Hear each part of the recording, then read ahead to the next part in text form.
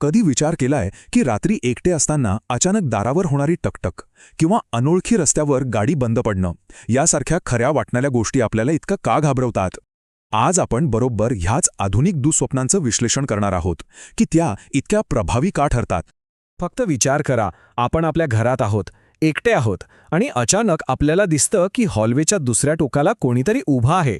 ही ओळ एका घरात घुसखोरीच्या कथेतली आहे आणि इथेच खरी भीती आहे. म्हणजे आपलं घर, जी आपली सगळ्यात सुरक्षित जागा असते, तिथेच असुरक्षित वाटणं, ही भावनाच अशा कथांना खूप जास्त भयानक बनवते. ठीक आहे, तर ही झाली एक झलक. पण आता या कथांच्या जरा मुळाशी जाऊया. या सगळ्या कथांमागे खरंच एखादं विशिष्ट सूत्र आहे का? असा काही फॉर्म्युला आहे का जो त्यांना इतकं प्रभावी बनवतो? चला शोध घेऊया. आणि हाच तो मूळ प्रश्न आहे, नाही का? म्हणजे ड्रॅक्युला किंवा झॉम्बीच्या कथांपेक्षा आपल्या रोजच्या आयुष्यात घडू शकणाऱ्या या खऱ्या कथा त्या इतक्या अंगावर का येतात? याच प्रश्नाचं उत्तर आपण या विश्लेषणातून शोधणार आहोत.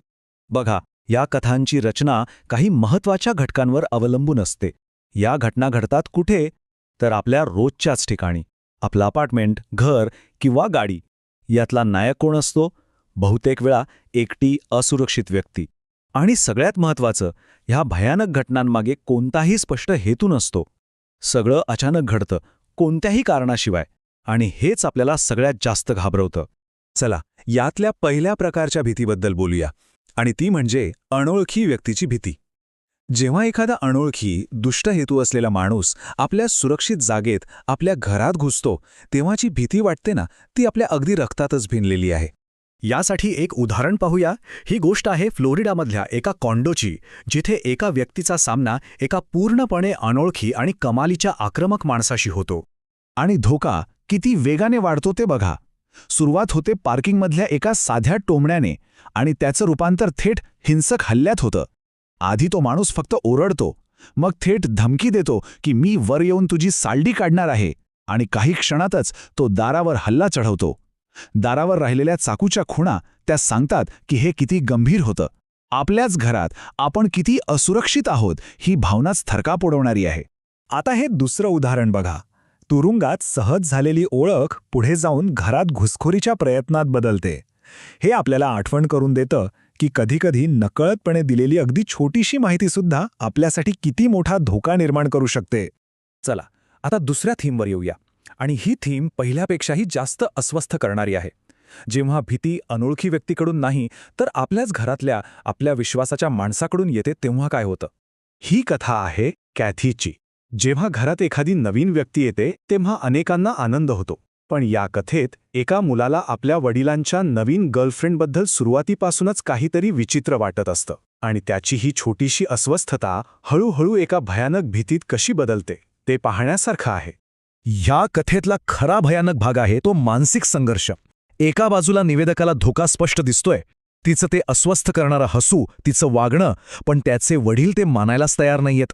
आणि जेव्हा आपलीच जवळची व्यक्ती आपल्यावर विश्वास ठेवत नाही, तेव्हा आपण पूर्णपणे एकटे पडतो. आपल्यालाच वाटू लागतं की कदाचित आपल्याच डोक्यात काहीतरी बिघाड झालाय. आणि कधीकधी आतल्या व्यक्तीकडून येणाऱ्या धोक्याला एका अनाकलनीय घटनेमुळे पुष्टी मिळते. अशाच एका कथेत ज्या क्षणी प्रियकर नात्यात अधिकृत होतो, त्याच क्षणी त्याचा विरोध करणाऱ्या आजीचा फोटो अचानक भिंतीवरून खाली पडतो आणि फुटतो. हा निव्वळ योगायोग मानावा की काहीतरी इशारा? हेच मानसशास्त्रीय आणि अज्ञात भीतीचं मिश्रण आपल्याला आतून हलवून टाकतं. आणि इथूनच आपण पोहोचतो भीतीच्या तिसऱ्या आणि कदाचित सर्वात विचित्र प्रकाराकडे. ती म्हणजे अज्ञात भीती. अशा कथा जिथे आपल्या वास्तवाचे नियमच मोडले जातात आणि जे काही घडतंय ते आपल्या समजेच्या पूर्णपणे पलीकडचं असतं. ही एका मुलाची कथा आहे जो तळघरातून आपल्या आईचा आवाज ऐकतो. ती त्याला बोलावते असं वाटतं, पण नंतर त्याला कळतं की त्याची आई घरीच नाहीये. या एका ओळीतून कळतं की तो आवाज किती विचित्र आणि अस्वस्थ करणारा होता. तो आवाज एखाद्या रेकॉर्डिंगसारखा होता किंवा कोणीतरी नक्कल केल्यासारखा, ज्यात मानवी भावनांचा लवलेशी नव्हता, अगदी निर्जीव. मग तो आवाज कसला होता? कोणीतरी नक्कल करत होतं, की हा कोणता तांत्रिक बिघाड होता, की खरंच तिथे कोणीतरी किंवा काहीतरी होतं? आपल्याकडे या प्रश्नांची कोणतीही ठोस उत्तरं नसतात, आणि हेच अज्ञात आपल्याला आतून पोखरून टाकतं.